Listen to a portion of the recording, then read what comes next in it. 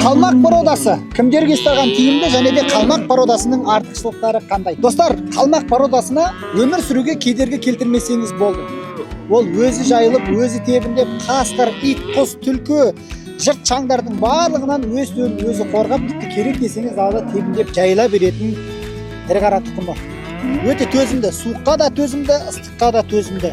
Содан кейін бұл ірі қаралардың тағы да бір айрықша белгілері, мінездері өте асау келеді. Жабай бизондар сияқты.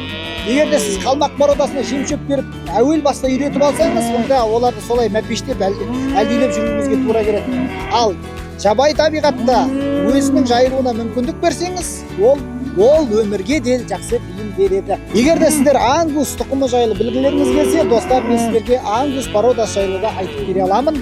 Мына видеоны барынша ірі қара ұстайтын таныстарыңызға бөлісіп қойыңыздар. Әр қазақтың қорасында осындай қалмақ породасы болсын. 400 бас ірі қараңыз болса, бөлмейсіз ғой.